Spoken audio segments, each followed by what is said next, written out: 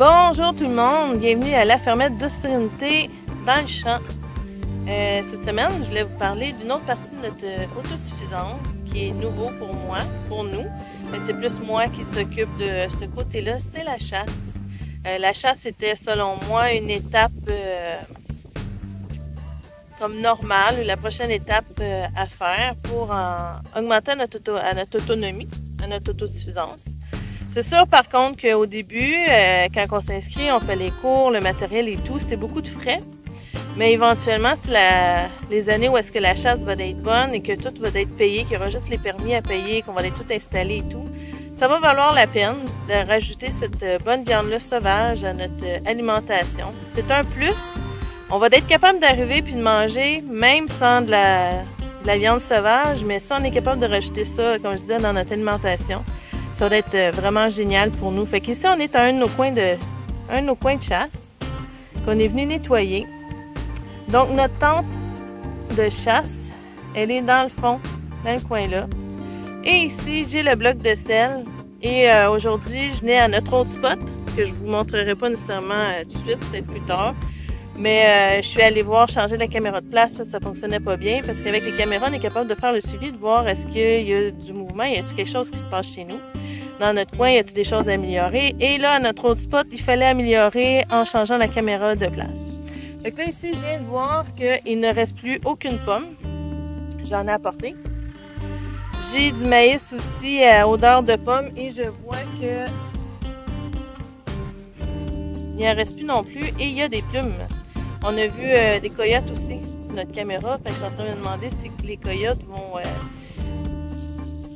vont comme rester proches pour voir les dindons, ces choses-là qui vont venir se nourrir. Fait qu'on va faire attention quand on va venir à la chasse.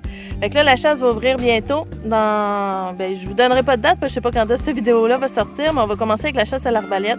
Et on a le droit à 2 chacun, mon père et moi, sur différents territoires.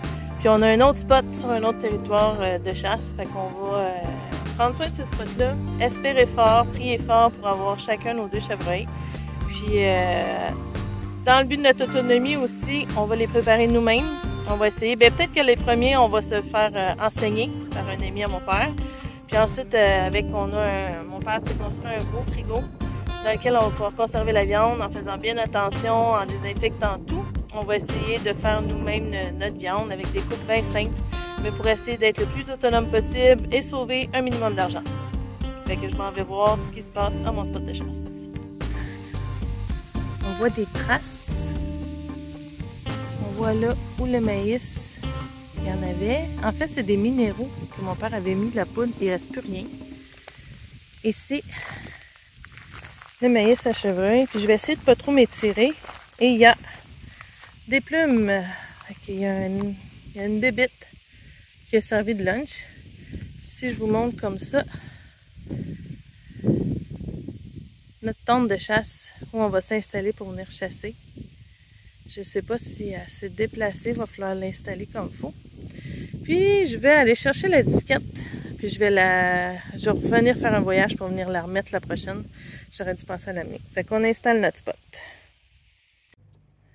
Le maïs est mis. Les pommes sont mises. Le bloc reste là. Je pourrais rajouter de la saveur de pomme dessus. Mais avant, on va voir. Fait que je vais aller à la maison chercher ma disquette. S'il y a des belles images, je vais essayer de voir si avec la caméra, je peux vous les montrer. L'an passé, c'était ma première chasse et on n'a rien vu. On a vu une femelle à la chasse quand on est allé à la Carabine l'an passé, moi et mon père. Dans cette période-là, j'avais pas encore mon PPA, mon permis port d'armes, donc je devais être en compagnie de mon père en tout temps. Cette année, j'ai mon permis port d'armes, donc on va pouvoir se permettre d'être à 2 spots différents à la fois, nous donner le maximum de chance. On a aussi la bénédiction d'avoir 4 spots de chasse. Donc, si on voit que c'est mort à un endroit, on va pouvoir changer de place le lendemain, et limiter, enlever nos odeurs et tout, fait que ça va nous donner le maximum de chance. L'an passé, j'ai eu un dindon dans le même champ que je suis ici présentement. Et on envoie des dindons cette année. On a vu un cheptel de plusieurs mères avec plusieurs bébés, au moins une vingtaine de dindons.